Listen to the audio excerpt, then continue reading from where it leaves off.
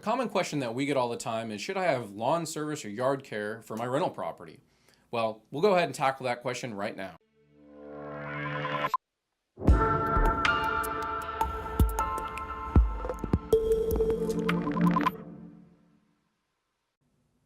A lot of landlords want to know, should you have yard service for your rental property? Does it make sense? I will say with 100% certainty, absolutely it makes sense, unless you just have the tiniest piece of grass or some gravel or something like that, then you really want to make sure that you have yard service. It's a lot more expensive to restore a yard that's been neglected than it is to maintain it along the way. And I know a lot of times residents will say, oh, well, I'll take care of it, or I'll take care of it for a discount on the rent, or whatever it happens to be. We can just say from our experience, rarely do residents take good quality care of the property. And that's just because it's time consuming, you need special tools, it's a skill set.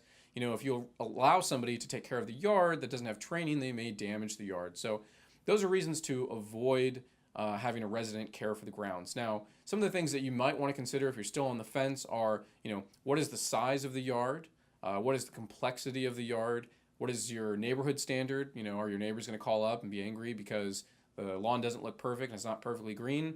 Really depends on your neighborhood. And really the fourth item is if you're in the neighborhood and you're driving by, if the grass is 4 inches tall, is that going to upset you? If it's going to upset you, then you've answered your question. You definitely want to have yard service. If not, and you don't really care, then maybe you don't need to have yard service. But I would still say, again, it costs a lot more money to restore a yard that's been neglected than it does to just maintain it along the way. So what we would recommend is go ahead and include yard service, increase the rental value to offset that cost, because that does add value. And frankly, anybody who's ever had to maintain a yard totally understands and sees the value in that.